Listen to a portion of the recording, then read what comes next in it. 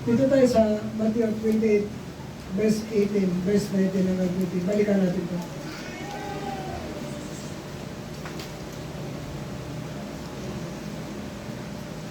Sabi dito sa Matthew 28, verse 18 hanggang verse 19 hanggang verse 20. Lumapit si Jesus at sinabi sa kanya, sino ka usap ito? Yung 11 alagad. Wala na kasi si Judas diyan na pang-12. Kaya 11 alagad yung kanyang kausap diyan.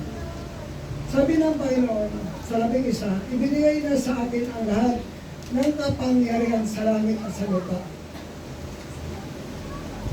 Sa 19, kaya tumayo kayo at gawin niyong alagad ko ang lahat ng mga tao sa lahat ng mga bansa.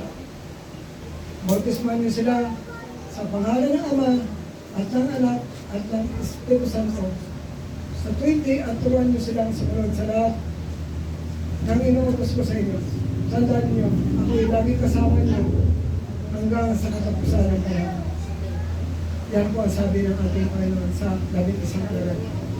Pinahahayo niya ang kanyang mga alagad at sabi diyan, gawin niyo alagad ko ang lahat ng tao sa lahat ng mga bansa. Gawin alagad lahat ng mga tao sa lahat ng mga bansa.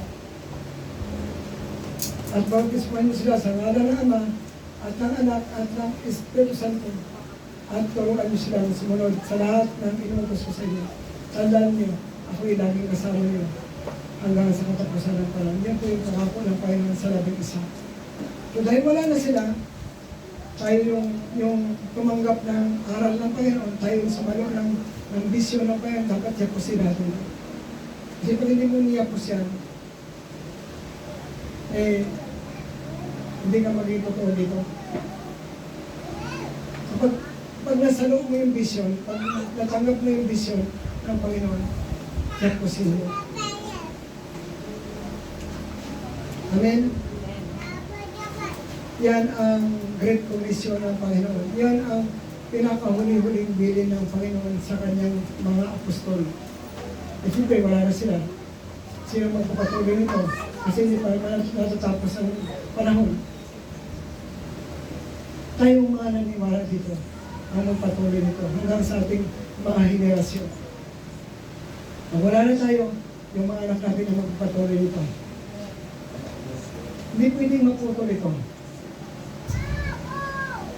Hindi pwedeng matigil yung vision ng Panginoon, yung pangitain ng Panginoon sa mga bansa. Na gawing alagad ang lahat ng tao sa lahat ng mga bansa. Diba, ginagawa na natin yung pagbabautismo. At sabi sa 20, turuan niyo sila ang sumunod sa lahat ng inuutos ko sa inyo. Tandaan niyo, ako'y lagi kasama niyo hanggang sa katapusan ng panahon. Hindi pa natatapos ang panahon. Ibig sabihin, ito'y magpapatuloy hanggang sa katapusan ng panahon ang pagsama ng Panginoon sa kanyang mga alagad. Kasi wala na sila, matagal na silang panahon na namatay. Kailangan tayo na tumanggap ng vision, tumanggap ng pangitain, tayo ang nagpapatuloy nito kasi tayo ngayon, nakikita natin yung vision ng Panginoon, yung ating mini-mission na po natin yun. Yung vision at mission. Kaya yung ating vision, hindi lang isang bayan, kundi buong mundo yung ating vision. Pag tinanggap mo yung vision ni Kristo, buong mundo na rin yung vision mo. Yung pangitain mo. Kaya yung prayer natin, lahat ng bansa, kasi kasama yung prayer doon. Number 1 kasi ang prayer na ginagawa natin. Kaya, hindi natin alam kung kailan tayo dadalhin ng Panginoon sa ibang mga lugar. O darating talaga yan. Kaya, i-ready po niyo inyong puso sa vision ng Panginoon. Kasi, hindi lang tayo pangbinyan. Kundi darating ang panahon na tayo dadalhin ng Panginoon sa iba't ibang lugar, sa iba't ibang bansa. Kasi yun yung ating pananampalataya. At ngayon, yung ating pananampalataya, gumagana yun. Kasi Kasi yun yung desire ng ating puso na masunod natin ang bilin ng Panginoon, yung Great Commission ng ating Diyos. Amen. Kapag nandun yung desire mo, talagang papangyarihin yun ng Panginoon. Amen. Kaya, sa transportation naman natin, hindi yan gagana kapag hindi tayo humakbang. By faith. Kapag tayo humakbang, kasama ang ating pananampalataya, hindi maaaring hindi yan ipoprovide ng Panginoon. Kaya dapat yung kaisipan natin, maging katulad ng kaisipan ni Yesu Cristo. Huwag yung kaisipan natin, kasi pag kaisipan natin ang pagganahin natin, naku, mag-aalangan tayo. Kaya yung pastor ninyo ay mayroong vision na dapat yung makuha rin. Masalok at mayapos ninyo. Meron akong pangitain. Amen? Na mga napakapalad ng mga tao, bigyan ng pangitain. Mula sa isa lang, hanggang sa maging marami, hanggang sa multiplication.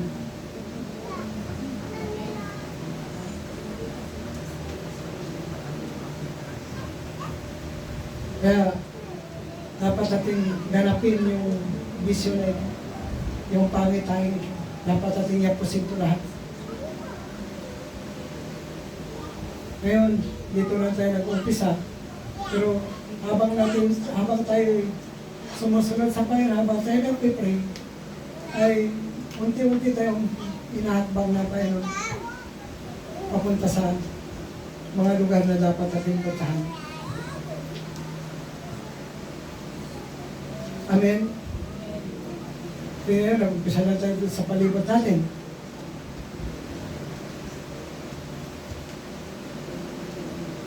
Habang tumatagal, lumalawak na lumalawak yung ating narrative. Kasi pag hindi ka sumampalataya kay Lord, isipin mo na, naku, wala kaming pera, hindi ka talaga gagana. Pag sinabi mo na wala, talagang hindi ka talaga makakilos. Pag sinabi mo, unahin mo si Lord, yung kanyang kaharian at ang kanyang katwiran, dinadagdag lang yan ng Panginoon. Diba? Alam mo po natin ang prinsipyo ng Panginoon. At naging prinsipyo din natin.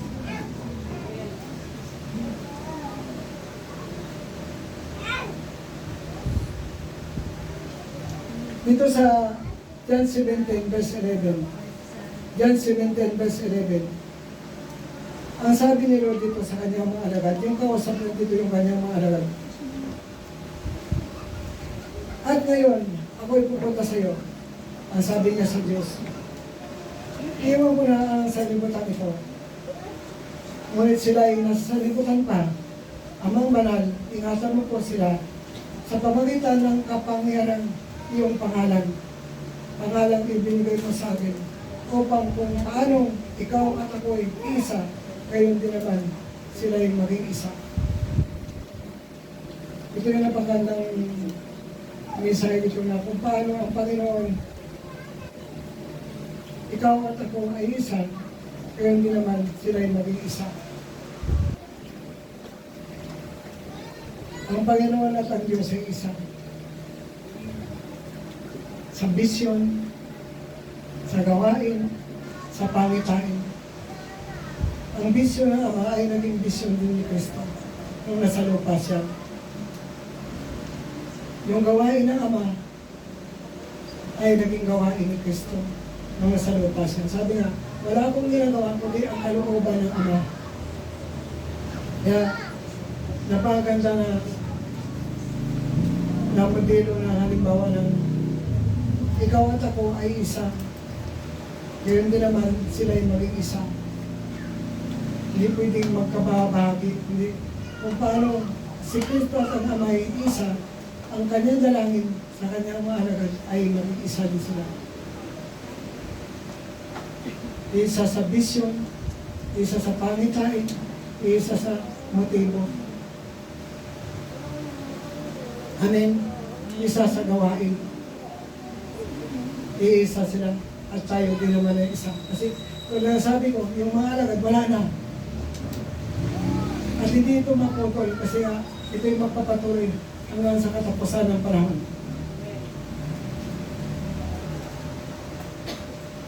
Ito pa rin sa John 17 pa rin, 22-23. Sa 22, verse 22, ibigay ko sa kanila ang kalwalhatiang ibigay ko sa akin. So yung kalwalhatiang ibigay ng Diyos kay Cristo, ibigay din sa mga alagad. Upang sila'y maging ganap na maging isa. Upang sila'y maging ganap na maging isa, tulad mo at ako'y isa. Amen? Upang sila'y maging ganap na isa, tulad mo at ako ay isa. Ako'y nasa kanila at ikaw ay nasa akin. Upang lubusan silang maging isa.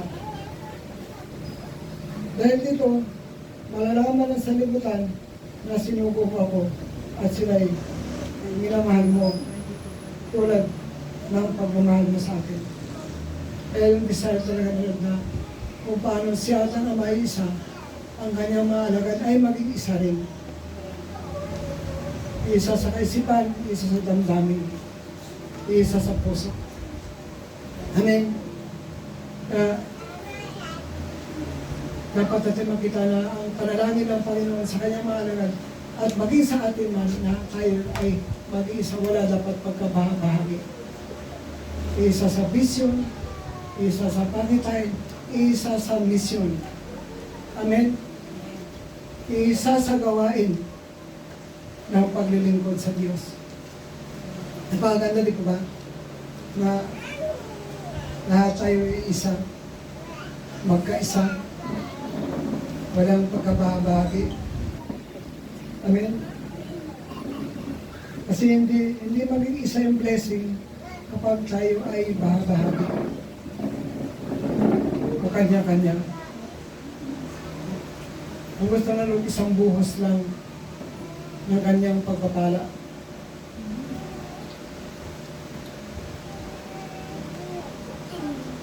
Dito sa Gawa, chapter 4, verse 32 hanggang 37. Gawa, chapter 4, verse 32 hanggang 36-37. Katulad sinabi ko, lagi natin napapakinggan ito. Pero may mga iba't iba pa rin mga revelasyon. Nagkaisa ang damdamin at isipan ng lahat ng mananampalataya. Kaya dapat ganun tayo. Isa dapat ang ating damdamin, isa din dapat yung ating mga isipan. Tulad ng Ama at Anak, isang damdamin, isang kanilang isipan. Kaya tayo din dapat, tulad ng mga alagad na nagkaisa ang kanilang damdamin, isa rin ang kanilang mga isipan. Amen. Ng lahat ng mananampalataya. Ang mga mananampalataya noong unang panahon, sa panahon ng mga apostol, ay isa ang kanilang kaisipan, isa din ang kanilang damdamin. Isa ang kanilang damdamin, isa ang kanilang kaisipan. Amen. At tinuloy niya naman na sarili niya ang kanyang ari-arian, kundi para sa lahat. Maging sa ari-arian nila, iisa sila sa damdamin, sa kaisipan. Amen ba? Iisa sila. Yung lahat ng mananampalataya ay isa rin sila sa kanilang ari-arian. Hindi para sa lahat ang kanilang ari-arian. Para bang bibihira ko na marinig ko sa preaching ng mga pastor. Kasi parang ang hirap pagkaisahin ng mga mananampalataya pagdating sa ari-arian. Di ba ba? Mahirap. Pero dahil una naganap ito sa Acts chapter 2. Ito revival na lang ito. Naganap ito sa Acts chapter 2. Ito revival na lang ito. Parang kapag ang pananampalataya mo ay hindi talagang tugma, parang nag-alila kung ito ituro. Kasi parang ang hirap na pag-isahin yung mga pananampalataya. Pero nangyari. Nangyari noong unang panahon sa mga alagad na isa nga lang damdamin, isa rin ang kanyang isipan. At itinuloy naman sa sarili niya ang kanyang ari-arian ulit para sa lahat. Maging sa ari-arian, iisa sila. Saglay ang dakilang kapangyarihan ng mga apostol at patuloy ng patuto tungkol sa muling pagkabuhay ng Panginoon Hesus. Yung dakilang kapangyarihan daw ng mga apostol ay patuloy na ang patuto sila tungkol sa muling pagkabuhay ng Panginoon Hesus. Yung pangitain, isa rin sila. Yung vision, isa rin sila. Kasi patuloy ng patuto ng mga apostol sa vision ng Panginoon. Kasi ito yung gospel, ito yung ibinalita nila sa lahat ng bansa, yung muling pagkabuhay ni Jesus. Kasi nga ito yung pag-asa ng lahat ng mananampalataya. Kung paano si Jesus ay nabuhay sa mga patay, lahat ng mananampalataya ay mabubuhay din. Kung paano siya binuhay ng Diyos, lahat ng mananampalataya sa Kanya ay bubuhayin din pagdating ng takdang panahon. Lahat ng mananampalataya kay Kristo. Lahat ng nanalig sa Kanya ay mabubuhay din. Kaya ito yung ayaw na unang panahon ng mga tao na ipangaral ang muling pagkabuhay ni Jesus. Kasi hindi sila sumampalata sa Panginoon. Pero marami pa rin ang sumampalata. Maging tayo na din ay sumampalata din na si Kristo ay nabuhay mula sa mga patay. Diba? Namatay sa krus, nalibing. Pagdating ng tatlong araw, nabuhay siya. Ay yung kanyang pagkabuhay niya, malaking bagay para sa atin ang mga mananampalataya. Kasi kung paano siya binuhay ng Diyos mula sa mga patay, tayo din ay bubuhayin din. Tayong lahat na may pananampalataya. Yun yung pag-asa natin. Yun yung pinagsisikapan natin na makasunod tayo sa ating Panginoon. Kahit may mga sakripisyo pa tayo, may mga pagtitis pa tayo. Yun ang ating ninanais din sa ating buhay na tayo din ay magbubuhay kasama ng Panginoon. Pagdating ng takdang panahon. Wala tayong ibang dahilan kung bakit tayo nagsasakripisyo ng titiis para sa ating mga kaluluwa. Yan ang dahilan kung bakit tayo naglilingkod sa Panginoon. Yan ang dahilan kung bakit tayo sumusunod sa Panginoon. Yan ang dahilan kung bakit natin sinasamba ang Panginoon. Kasi umaasa rin tayo na pagdating ng takdang panahon, pag tayo lumisa na sa mundo ito, tayo na din ay mabubuhay din. Bubuhayin din tayo ng ating Diyos. Hindi tayo mamamatay. Kasi dalawa lang naman ang pupuntahan ng tao. Kung hindi ka sa langit, sa impyerno ka. Amen. Kung wala ka sa langit, nasa impyerno ka.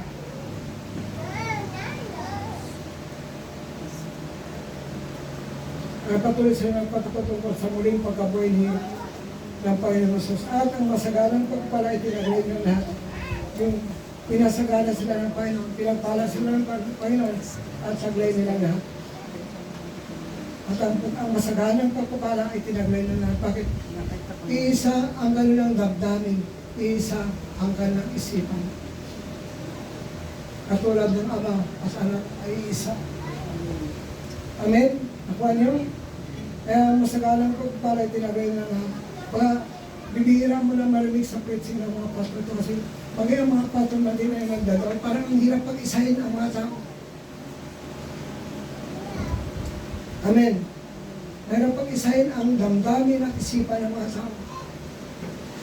Pagdating na sa ari-arian, kanya-kanya na. Pero dito, talagang niloob ng Diyos na iisa ang kanilang ari-arian lahat. Walang pinapusagan na sapagkat ipinagbili nila ang kanilang lupa at bahay. At ang pinagbilihan ay ipinagkatiwala nila sa mga apostol at ipinamahagi naman yun ayon sa pangailangan ng bawat isa.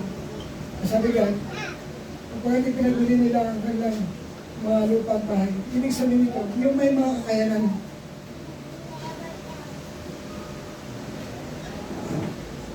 At yung mga kinausap ng Diyos ang puso. Para pag yung katulad ng mga tao ito, ay katulad ni Abraham, kahit mahirap, sumunod siya. Amen? Kahit mahirap, sumunod siya. Kasi alam niya na mayroong ganti para ang Diyos sa kanya. Amen? Napakahirap ng ginawa ni Abraham. Nung sabihin ng Diyos kay Abraham, ihandog mo sa akin na kaisa-isa kong anak. Ang hirap noon. Totoo lang. Napakahirap noon. At hindi siya nag-alinlangan. At ihinandog niya siya sa Diyos. At hindi naman ito napatay na Abraham kasi pinigil siya na ang hindi ba. Pero kapalit ito, pinagpala siya ng Diyos, Yung kanyang angkan ay pinagpala, kasama ang lahat ng bansa sa daigdig ay pinagpala dahil sa pagsunod niya sa Diyos. Kaya dito kung pasto ng mga nagbinta ng bahay at lupa. Hindi natin alam kung ano yung naging kapalit ng Panginoon sa kanila. Pero ito yung mga taong kinausap ito ng Diyos, yung kanyang mga puso. Siguro ito yung mga taong may kakayanan sa buhay. At ang sabi ko dyan, ang pinagbilihan ay pinagkatiwala nila sa mga apostol. At ipinamahagi naman yun ayon sa pangailangan ng bawat isa. Yung may mga pangailangan, yun yung binahaginan. Yung nagbigay ng nagbinta ng lupa tayo, hindi na po binahaginan yun. Kasi operin na po nila yun. O handog na po nila sa Diyos yun. Hindi na sila binahaginan, kasi sila nga nagbigay eh. Yung mga binigyan na dito, yung mga nangailangan. Kuha nyo, yung pangailangan ng bawat isa. Kasi nung napanong, marami na rin mayayaman sa simbahan. At marami rin ang mahihirap. Higit ang mga apostol dito kasi sinuportahan nila yung mga apostol. Kasi dito mabasa natin sa bandang taas ito, mayroong pag-uusig. Inuusig sila ni Herodes, ni Poncio Pilato, ng lahat ng mga hintil ang kanilang kalaban dahil hindi nila tinanggap si Kristo. Kaya doon nagsimula yung pagkakaisa nila sa kanilang damdamin at isipan. Eh, yung mga nagagawa nito, yung mga taong pus-pus ng Espiritu Santo. Yung mga taong kinausap ng Diyos ang puso. Kapag yung narinig talaga ang tinig ng Diyos. Kasi pag narinig ang tinig ng Diyos, pag kinausap ka ng Diyos, hindi ka makakatali sa Panginoon. Kahit banayad ka ang tinig ng Diyos, alam mo pag pinakausap ng Diyos ang iyong puso. Amen ba? Kahit banayad lang ang tinig ng Diyos, pero ramdam mo pag pinakausap ng Diyos ang puso mo,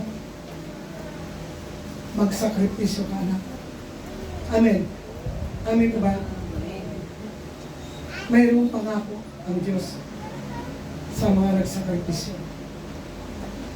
Walang nagsakripisyo na hindi pinagpala ng tulad ni Abraham. Palagay natin yung mga nagbinta ng bahay lupay katulad ni Abraham na kinausap ng Diyos. Narinig ang tinig ng Diyos. Amen? Kaya pag narinig mo ang tinig ng Diyos, dalawa lang yun, susunod ka o hindi. Amen po ba? Dalawa lang yun, susunod ka o hindi. O hingi ka ng tawad kay Lord. Lord, patawad po. Hindi mo kaya. Amen? Ganun lang yun. Pero alam natin sa mga tinig ng Panginoon ay mayroong gantimpala ang Diyos. Eh yung sakripisyo nila yun, kasama din sa bisyo yun. Yung hindi lang matigil yung mga apostol kasi yung mga apostol, kumukuha din ng suporta sa mga tao, finances kasi noong unang panahon na sa usong-uso na rin yung nagpapagana ng simbahan ay ang salapi. Kapag walang pera ang salapi, hindi gumagana. Kaya nagagalit ang Panginoon kapag hindi ka naging tapat sa salapi. Amen? Yung Matthew 25, verse 15 hanggang verse 30, yung dalawa naging tapat. Kaya sabi nyo, samahan niyo ako sa aking kagalakan. Naging tapat kayo sa kaunti, pamahalain kayo sa malaki. Ay yung isa hindi naging tapat. Kaya nahulog siya sa, itinapon sa kadilimang walang hanggan. Walang kahit unting liwanag. Doon tatangis sa doon at mangalit ang kanyang mga ngipin. Paano anong galit ng Diyos sa mga hindi tapat sa kanya? Yun, nasa loob na ng simbahan yun, hindi sa labas yun. Kasi pinagkatiwalaan na ng Panginoon yun eh. Mga pinili na nung kaya lang isa, hindi talaga pumubra. Yan din ang Lucas 16. Pinagkatiwalaan din ng salapi, kaya ng tuso na siya. Dinaya niya ang kanyang Panginoon. Kagalitin ang Diyos sa mga magdaraya. Kasi hindi naman tao, dinadaya po ni si Lord. Ba't mo naman pagdadayain ng Panginoon? Kasi nga, tuso, madaya. Sana walang tuso dito. Amen. Walang madaya dito. Kaya sabi ko sa inyo, minsan tanungin natin yung mga anak natin, anak, magtatapat ka ba kay Lord? Tanungin naman ang anak yung tatay, Tatay, nanay, nagpatapat ka ba kayo doon? Dapat magtanong nga tayo kasi baka maya, sunod tayo na sunod, di naman tayo naging tapat. Itong Lucas 16, nasa loob din ko ng simbahan. Kasi pinagkatiwalaan na nga eh. Pwede bang pagkatiwalaan yun nasa labas? Hindi pwede yun kasi walang alam sa salita ng Diyos yun. Hindi niya alam ang kalooban ng Diyos kasi nasa labas ng simbahan. Yung mga pinagkatiwalaan ko ito na pinamagit ko ay nasa loob mismo ng simbahan. Kaya, bakit ganun ka-stricto ang payan pagdating sa salapi? Kasi ang salapi ang nagpapagana ng simbahan. Maging sa literal man, sa kumpanya, sa amang gobyerno, ang salapi ang nagpapagana ito kasi pag wala salapi, walang magtatrabaho. Amen? Walang magtatrabaho. Eh, yung mga nasa gobyerno, kung walang salapi yun, hindi magtatrabaho yun, wala kang makita doon kahit isa. Amen? Wala kang makikita na magtatrabaho doon kung walang salapi na involved doon. Pero hindi sa spiritual. Noong pa mang una, yung mga apostol ay sinuportahan ng mga may kakayanan sa buhay. Nagsakripisyo ng bayad lupa at bukid para itustos sa mga apostol. At saka yung dinala sa paanan ng mga apostol, sabi diyan. At sabi doon, at ang pinabili nila ay kanilang lupa bayad at ang pinagbilihan ay pinagkatiwala sa mga apostol. Kasi may ano yan, lima yun eh. Apostol, propeta, evangelista, pastor, at Lord. Yun sila yung nagpapatatag ng pananampalataya ng mga tao sa simbahan. Sila yung naghuhubo para tumatag ng ating pananampalataya kay Kristo. Ephesians 4:11. Kaya kasama yung pastor doon sa nag-disciple. Amen. Naghuhubog ng ating karakter, naghuhubog ng ating pananampalataya. Kasama yun sa Ephesians chapter 4 verse 11. Apostol, propeta, evangelista, pastor, at guro. May guro pa yun, may pastor. Kaya, kasama yun sila sa nagdi-disciple ng mga tao. Nagpapatatag ng pananampalataya hanggang sa maging ganap ang ating pagkatao tulad ng pangganap ni Kristo. Amen. Kaya, dinala nila yun sa paanan ng mga apostol, yung mga nagbinta ng bahay lupa. Ibig sabihin, nandun yung kanilang tiwala. At ibinahagi naman yun, ayon sa pangailangan ng bawat isa. Mga apostol ko yung nagpamahagi noon sa pangailangan ng bawat isa. Ang mahalaga doon, ginawa nila yung parte ng bawat isa, yung bahagi ng bawat isa. Amen. Yung mga nagbinta ng lupa bahay, hindi nila sa paanan ng mga apostol. Yun yung tama doon. Hindi katulad ng dati na kilala ko na galing siyang abroad, pagdating niya, hinati-hati niya yung pera niya at pinamigay niya sa mga tao. Eh, para sa kanya, tama yun. Pero kung titingnan mo, pag sa harapan ng balik, kaya may maraming tao na akala nila tama yung ginagawa niya. Pero kung titingnan mo sa paningin ng Diyos, balik. Kasi may templo. Amen? May templo, bawat simbahan, mayroong templo na kung saan ka naglilingkod, doon ka magbigay ng iyong suporta. Kung saan ka kumakain, doon ka maghuhugas. Amin ba? Alam na doon ka kumakain, tapos sa iba ka maghuhugas. Amen. Doon ka kumakain, tapos doon ka maglilingkod sa iba. Hindi pwedeng ganun. Pangit o gali yun. Amen. Kung saan ka naglilingkod, doon magbigay ang iyong suporta. Kung saan ka kumakain, doon magbigay ang iyong suporta. Yun ang tamang paugali. Tapat sa pamilya. Tapat sa Diyos. Amen? Kung tapat ka sa Diyos, bakit tapat ka rin sa pamilya mo? Spiritual na pamilya. Ipinagkatiwala nila sa mga apostol. At ipinamahagi naman yun ayon sa pangailangan ng bawat sa isa sa mga nangailangan. Yung nagbigay noon, hindi na po pinahaginan yun. Kasi binigay na nila yung mga binahagi na lang doon, yung mga nangailangan. Siyempre malaking pera po yung pinag-usapan doon. Kasi ano ba, may 5,000 na nagbinta ng bahay lupa, magkano yung bahay lupa at bukid. Pinapyas-tapyas yun para matugunan yung pangailangan ng mga nangailangan kasi marami namang may mga walang kakayanan ng panahon na yun. Sa loob ng simbahan, hindi mo perfect na lahat may kakayanan. Tulad ng ginagawa natin, yung ating financial, yung transportation natin, binabahagi natin mo sa mga tao, yung mga malalayo. May mga leader tayo na sinusuportahan, may mga estudyante tayo na sinusuportahan. Amen? Kaya yung ating transportation, ay yung ating finances, nauwi din doon. Yung bahagi noon. Amen. Hindi natin sinusulo yun.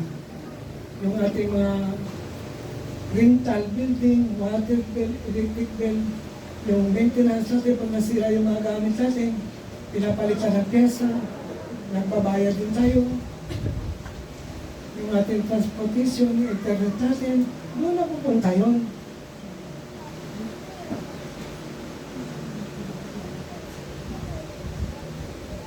Yung ating pagkain,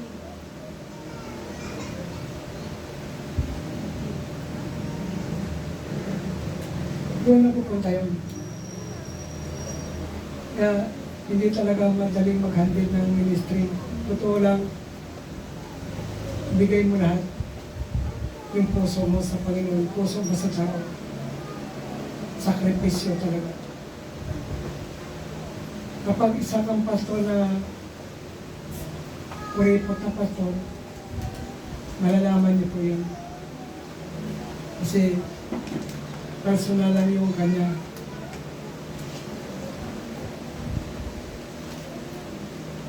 Ganun ang ginawa ni Jose, isang libitang taga Cyprus, na tinatawag na mga apostol na Bernabe. Na ang ibig sabihin, anak ng nagpapalakas loob.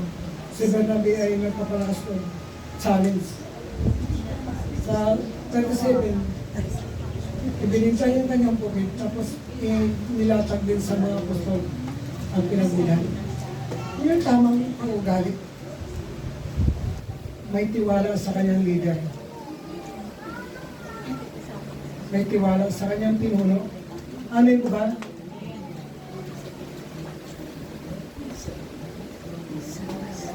Alam niyo yung vision na ito, balik ko sa vision, sa pangitain. Nandun na yan, ginagawa na natin yung vision, ginagawa na natin yung mission, mini-mission na natin yan, yung ginagawa na natin yung pangitain na yan. Alam niyo si Nehemiah, chapter 3, verse 1 hanggang 16, lahat inimbod niya sa vision, sa pangitain. Kasi si Nehemiah ay isang gobernador. Pag binabasa niyo, lahat ng tao sa kanyang kapanawan, sa kanyang pangumuno ay nag-unite sila sa vision at saka sa pangitain. Nehemiah chapter 3, verse 1 hanggang 16. Isa yung kanyang vision. Amen? Lahat ng tao sa kanyang pangumuno ay pinag-isa niya. Tuwang-tuwang tayo, sama-sama tayo.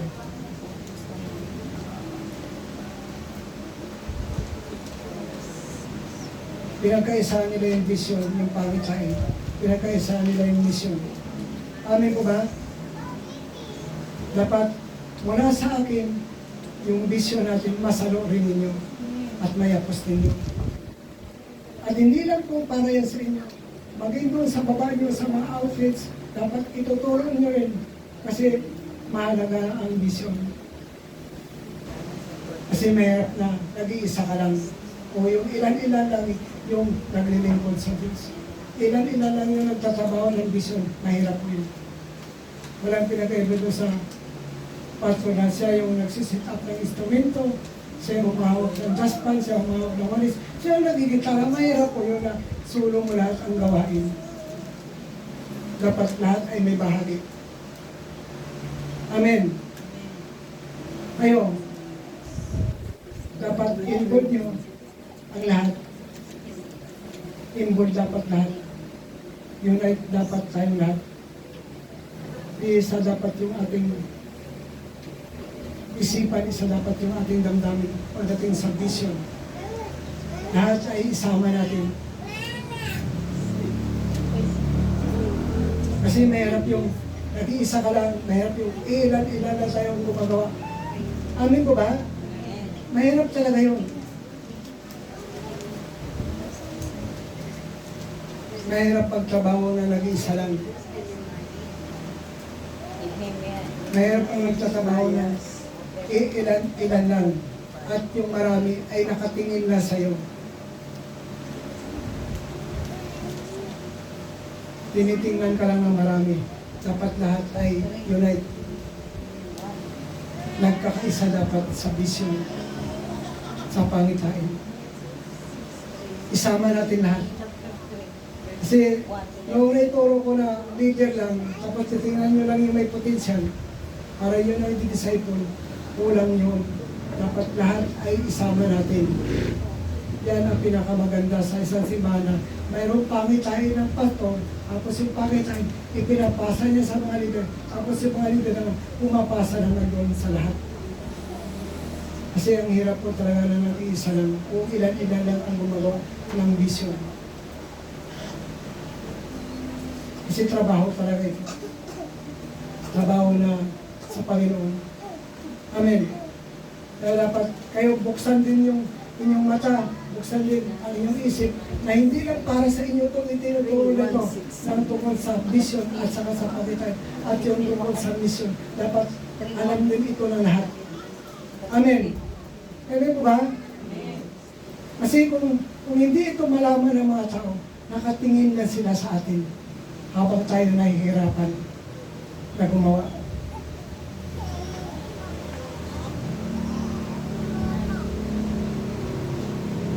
Dapat ipaalam sa inyo at ipaalam nyo rin sa buong kongregasyon. Hanggang doon sa mga outreaches, dapat alam nila yung ating vision, alam nila yung ating pangitain, at alam nila yung mission natin.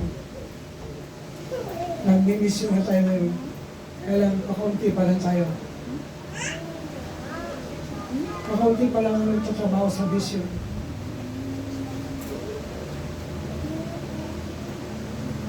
Wala pa tayong 1 milyon. Amen. Sabi nga Lord, napakadaming anihin, kunti ang bang gagawa.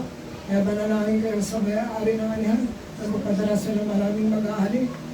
Matthew 9:38.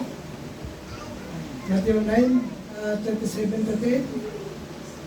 Totoo napakadaming anihin, kunti lang talaga yung mag-aani. Mas maraming anihin kaysa nag-aani. Amen. Kaya sabi nyo, mag-pray kayo sa may-ari ng anihan, sa Diyos, para magpadala sila ng maraming mag-ani. Kaya asama talaga ang prayer sa vision. Huwag natin iwala yung prayer sa vision. Yung multiplication. Amen? Kasi ang goal natin, gawing alagad lahat ng tao sa lahat ng bansa. Ibig sabihin ng alagad lahat ay maglilinggo. Gawing alagad ang lahat ng tao sa mga bansa. Hindi lang pambinyan tayo. Pag sinalo mo itong vision na ito, ay nasa loob mo na rin ang vision na tayo sa buong mundo, sa lahat ng mga bansa. Pag sinundan mo ito, ang hirap ng pastor na walang pangitain. Naghihintay ka lang ng mga tao pupunta sa simbahan. Wala pupunta dito. Malibang sunduin natin sila. Amen. Bahagi na natin sila ng salita ng Diyos at sa katuruan ng pagsamba at pagtitipon. Saka sila matututo sa Panginoon. Tutulungan mo pa rin yung iba. Yung iba nga tinutulungan pa rin natin. Yung walang pamasahe. Amen. Tinutulungan pa rin natin yun.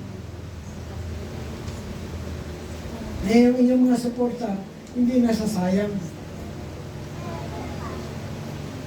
maraming napupuntahan. Dito sa Galatians 6 verse 2, wala ito pa nag-iba doon sa bilang 11.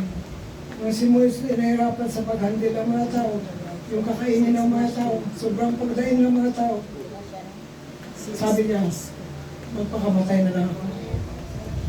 Sobrang pasalin niya sa mga tao. Yung kabigatan sa, mabuti pang patayin mo na lang ako, Panginoon, kaysa maghirap ako ng ganito.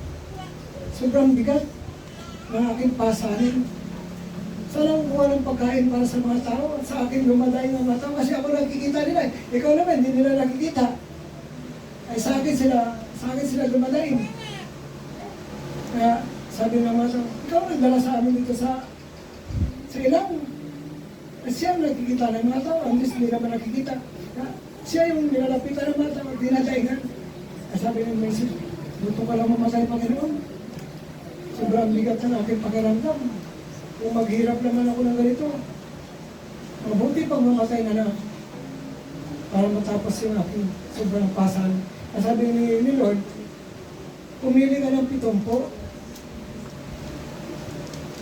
at bababa ako at babagin ako sila ng espiritong ibinigay ko sa iyo. Kaya bumaba ang Panginoon tapos yung 70 na ibinahanginan ng Panginoon ng kanyang espiritu ng pasanin. Para may katuwang si Moises. May katuwang si Moises sa pagsalita sa mga tao. May katuwang si Moises sa pag-distribute ng pagkain. Pag-uulin sa mga tao. Kung ano yung dapat gawin. Kasi mayroon na isa na silang tagapagbalita, di ba? Dapat may katuwang siya. Tulad ng Panginoon Jesus, may 12 siya na katuwang sa pag-distribute ng 5 tinapay at 2 isda na pinadami ng Panginoon. Sabi na nun, gagawa ko ng himala, tapos kayo naman, ibigay nyo sa mga tao. At alam naman natin sumubra yun ng 12 kain. Siyempre para na sa kanila yun. May mga pamilya din kasi sila. Ganun yun, kung bakit may mga alagad sa palibot ng Panginoon. May mga 70 na katuwang si Moises para magbuhat ng pasanin dahil na napakadami ng tao na kanyang dinala sa ilang. Sabi nga, 600,000 people yung lalaki lang. Hindi pa kasama yung babae doon. Hindi pa kasama yung mga bata. E pag binilang mo yung pag-asawa doon, isa lang yun eh. 600,000 eh, may 1 million yun. Ay yung mga kabataan pa, sana pa lang multiplication talaga sa panahon nila. Ngayon natin, may 7 anak. Ang bawat isang pamilya. Nanay at tatay. Ay yung lalaki lang, 600,000 na mahigit. Amen. Kaya, yung dinala ni Moises na tao sa ilang, ay halos siguro mahigit 3 milyon yun. Kasama mga bata. Gano'ng kahirap dalhin yun? 1 buhay na kayo. 100 na kayo. Hindi kayo dapat tumalikod sa Diyos. Gano'ng kahirap yun? Kakain mo na lang yung 1 milyon eh, mahirap na. Yung 3 milyon pa kaya. Amen. Hindi madaling trabaho yun. Kaya kailangan mo talagang katuwang doon. Kaya sa panahon natin, si Nehemiah sa chapter 3, verse 1 hanggang 16, in-involve niya lahat. Lahat ng tao sa kanyang pagiging gobernador. Isinama niya sa bisyon. Isinama niya sa pangitain. Isinama niya sa misyon. Amen. Pag binabasa niya lahat yan ay tumuwang sa pangitain. Chapter 3, verse 1 hanggang 16. Isinama niya lahat. Hindi pwedeng walang maiwan. Kaya tayo, ganun din ang itinuturo natin sa lahat. Itinuro ko sa inyo, ituro niyo rin sa baba. Hindi yan para sa inyo lang. Kasi pag tayo lang nagtatabaho ng bisyon, mahirapan tayo. Ang dami nating anihin, kunti lang tayo gumagawa. Kunti lang ang mag-aanin. Kaya patuloy tayong dumadalangin sa Diyos na padalangin tayo ng maraming mga tagapag-ani. Nandun na yung ating pag-disciple, nandun na yung pag-train natin, katulad ng binanggit ko na mula sa winning, consolidation, disciple at isend mo. 1 year cycle na yan, umiikot lang yan. Win, consolidate, follow up, disciple, pag nahubog mo na yung disciple, ipadala mo na siya. At mag-win din siya, mag-consolidate din siya, mag-disciple din siya, magpapadala rin siya ng mga manggagawa. Yung pagkatapos may disciple yan, pwede mo na ipadala, alam na niya yung gagawin niya. Sinahubog na yung kanyang karakter o kanyang ugali. Tulad ng ugali ng Panginoon. Kaya may pag-disciple tayo about character. Pag binasa mo yung karakter na nais ni Pablo sa mga nanglingkod sa Diyos, talagang perfect talaga, walang kapintasan.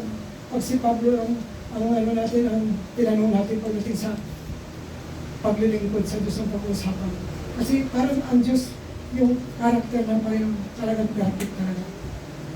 Isa ng asawa, tapos matino ang isip, yung mga anak mananampalataya, kasi pag yung mga anak hindi mananampalataya, hindi ka pa rin pwedeng maglingkod sa iglesia, kasi yung mga anak mo hindi mananampalataya, tapos magtuturo ka ng pananampalataya, kaya dapat yung mga anak din mananampalataya din. Amen.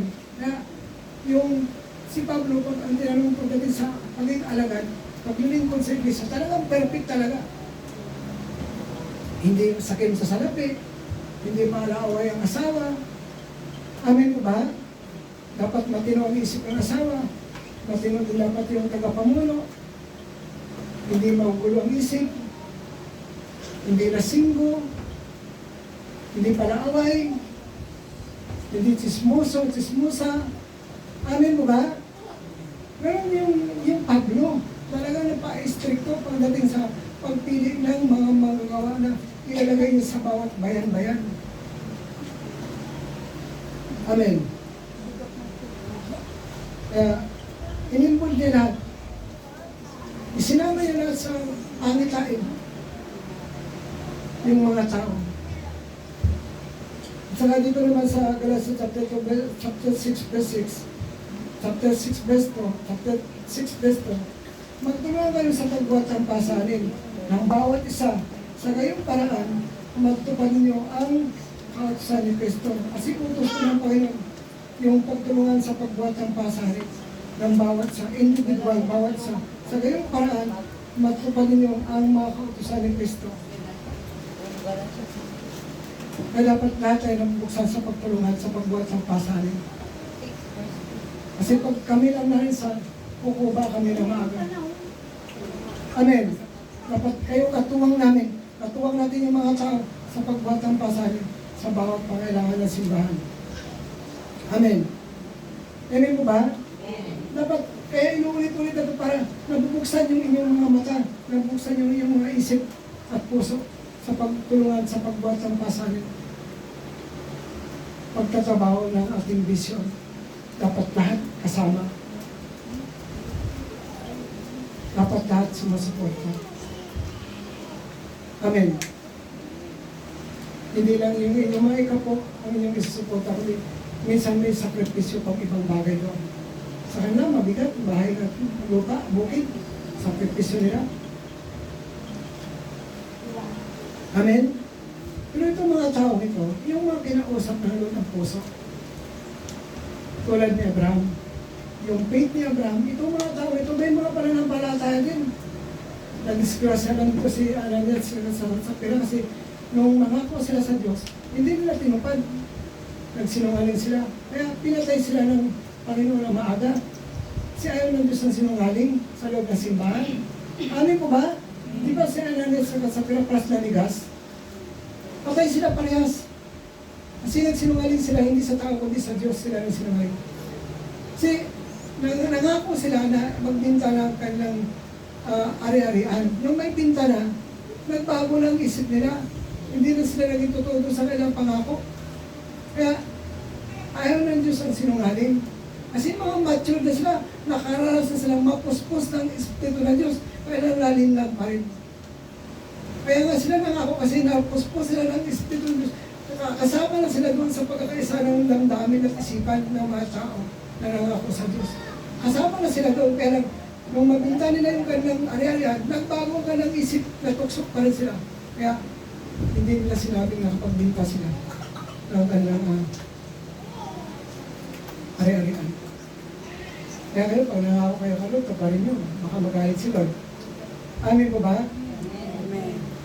Pag nangako ka, kaparin mo. Ako nga, kahit na 100 lang natira sa akin, tinutupad yung pangako ko sa Panginoon. Amen? Kasi naniniwala ako na mayroon pang darating. Higit pa doon. Yun yung pananampalataya eh. Naniwala ka na hindi ka pambayaan ng Diyos. Naniwala ka na ipuprovide ka ng Lord. Ipuprovide yung finances ng pamilya mo. Ang Diyos ay mapaghimalang Diyos. Kapag sumusunod ka, nandiyan yung himala. Kapag hindi ka sumusunod, walang himala. Amen. Kahit nahirapan ka, sunod ka lang. Kasi naniwala ka na, ang Lord magpuprovide. Amen. Kasi Lord kumikilos doon sa mga mahirap na kalagayan ng ating buhay. Pero hindi tayo tumitigil sa prayer. Kaya pag mayroon tayo, tamad na tayo mag-pray. Amen. Paano pa ipag-pray mo? Kasi nandiyan na. Kapag medyo kapos-kapos, kulang. Nandun yung pagluhod mo, yun yung araw at gabi kang nag-pray sa Panginoon. Amen po ba? Kapag meron tayong mga pasarin sa pamilya natin, patuloy ka rin nag-pray. Lord, iligtas mo na yung pamilya ko. Pag nagligtas sa lahat, wala ka na yung pag-pray. Amen po ba? Para sabag ka na mag-pray kasi save na lahat eh. Sabag ka na mag-pray kasi puno ng pagkain yung rate ko. Ano pa yung pag-pray ko kasi meron na lahat. Napupubay naman lang. Kaya tamad ka mag-pray. Iba talaga yung wala kang nakikita na talagang nagugutom ka na yung pamilya mo. Talagang natututo kang lumuhod sa Lord. Sa Kanya ka umaasa. Amin po ba? Yan yung kung bakit minsan mayroon, minsan wala. Kasi pag mayroon, ipinrovide ka na doon. Pag wala, pray ka na naman. Amen. Kaya naging malapit tayo sa Diyos. Amen. Pag wala tayo, naging malapit tayo sa Panginoon. Amen. Pag mayroon tayo, tulog ang ginagawa natin. Di ba yung mga taong makalaman, tulog, trabaho lang ginagawa. Tulog, trabaho lang ginagawa. Tulog, trabaho lang. Doon lang umiikot ang buhay na. Amen. Yun naman talaga yung totoo doon eh. Pinaghahandaan mo yung trabaho mo. Kaya pag napagod ka, ay hindi ka na makapagsamba sa Lord, hindi ka na makapagtipon sa Panginoon. Basta't makatulog ka kasi pinaghandaan mo yung iyong trabaho. Amen. Yun yung pinaghandaan mo doon eh. Alam, may lakas ka sa pagtatrabaho. Amen? Kaya kailangan ka makatulog. Kung ako, kwento ko, ako nagtrabaho din. Ang hirap na may trabaho na nagpapastor ka. Amen? Ang hirap talaga. Ito lang. Pero na-overcome ko rin sa loob ng 13 years na akong nagtrabaho. Wala pa ng binasa akong nagpasabaho talaga ko. Talagang mahirap. Kasi maranasan mo yung kulang mo sa tulog. Uyat ka. Magbabible study ka pa. Hindi man pwede na mag-Bible study ka. Tapos uwi agad. Kasi marami kang Bible study. May mga 10 Bible study ka. Tapos kalahating araw na po yun. Alis ka ng alas 8. Uwi ka ng ng alas 3 ng hapon. Ay panggabi po yung aking pamamaniho. Iglip-iglip ka ng ng mga 2 oras. Gigising ka na naman. Maliligo. Pupunta sa pagbabiyahe. Gano'n na naman kinabukasan. Kaya naranasan ko yung sobrang hirap talaga ng nagtatrabaho at nagme-minister. Kaya yung mga tao, tulog, kain, trabaho lang. Kasi pinaganda mo yung lakas mo para makapagtrabaho ka. Kung ako hindi ako halos makatulog. Kasi nga nandun yung pagmamahal ko sa Diyos at pagmamahal ko sa tao. Kaya kung titignan yung pag-ending ko talaga, nakaranas kami sa tao, sa totoong proseso talaga. Alam niyo naman, yung pinagmala namin, 20 pesos, mahabang panahon na 20 pesos, 30 pesos. Ay kung hindi ka tinawag ng Lord, marami pong mga sumuko doon. Amen? Paglinggo, kukunin si Kambal. Pag uwi, may gatas. Isang linggo na po yun. Nagatas. Amen? Kung hindi ka talagang totoo naglilinggo sa Diyos, hindi mo matatagalan yun. Amen? Talagang ang pinagdaanan po namin ay mahabang long suffering. Pero hindi kami sumusuko. Kasi kasama ko rin sila na naglilingkod sa Diyos. Kaya sabi ko, hindi tayo papabayaan ng Panginoon. Hanggang sa ma-overcome namin. Hanggang sa ngayon, marami pa rin mga pasalin. Amen. Kasi habang dumadami ang tao, dumadami din yung responsibilidad, dumadami din yung gagastusin. Hindi kung dumadami ng tao, ay wala nang gastusin. Habang dumadami yan, dumadami din yung responsibilidad. Amin mo ba? Ang tingin na iba, madami na kasi sa picture madami. Pero ilan lang yung faithful dyan. Amen? Ilan na yung talagang totoo kay Lord.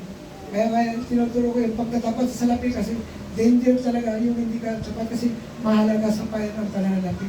Kasi yun ang nagpapagana sa simbahan. Maging sa literal man, sa kumpanya man, sa pabrika man, kung walang salapi, hindi gagana yan. Yung subdivision na pag walang monthly dues yan, hindi gagana yan. Walang nakukuha na 5 piso, hindi gagana yan. Walang guard yan. Walang magtatrabaho dyan. Amin mo ba? Subdivision na lang ha. Yung 5 piso na yan, yun ang binabudget niya sa mga, yung monthly dues, yun yung nagpapagana doon. Yung monthly na 300, yun nagpapagana doon. May monthly dues po. Kaya lang, maganda naman dito kasi lahat sa mga benepisyo ng tao, binibigay naman nila.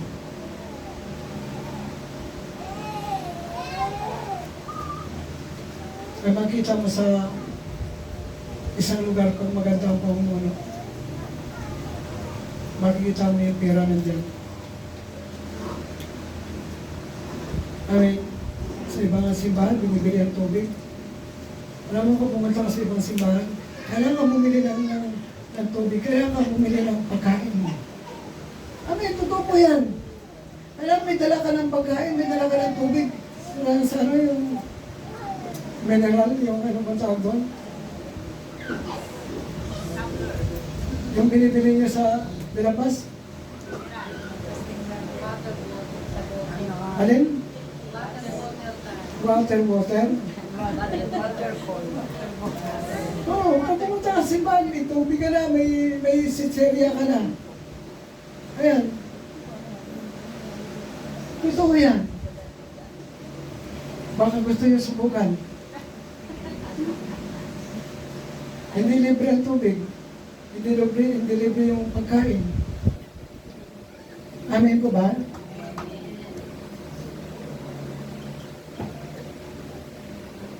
Ganon po sa ibang simbahan.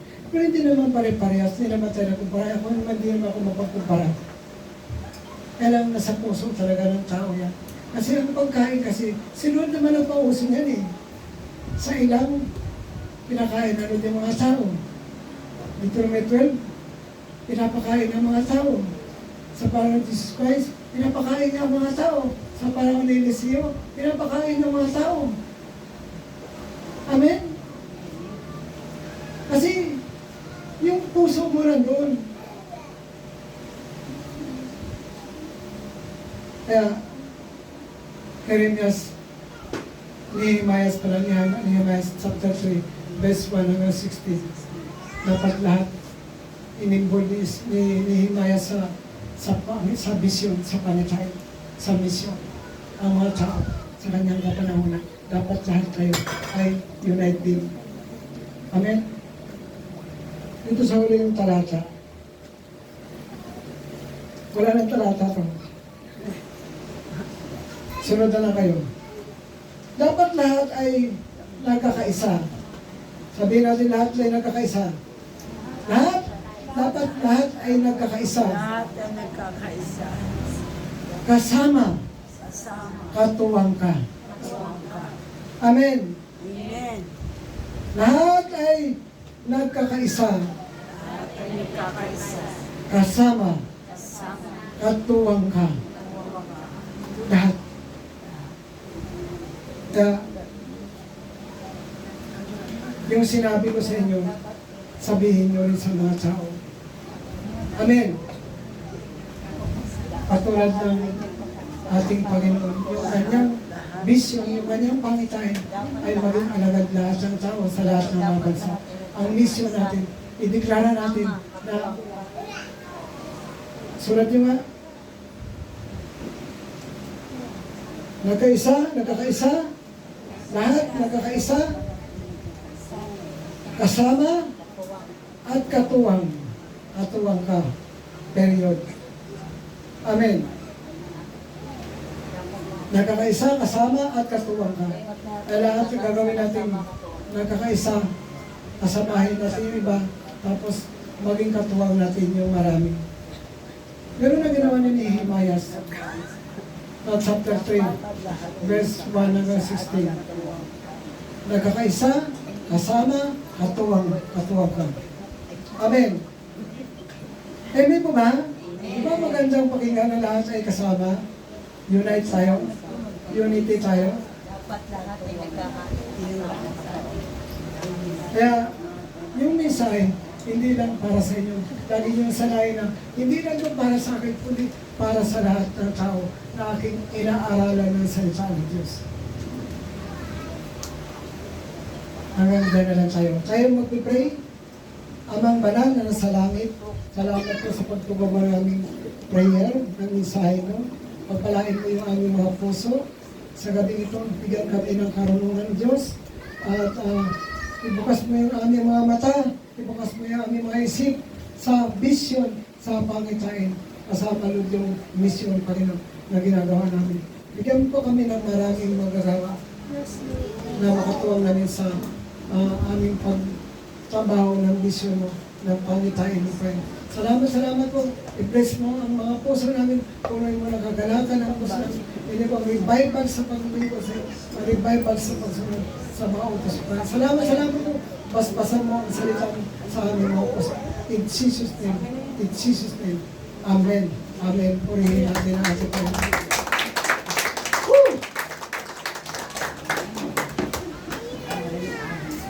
May natutunan ba?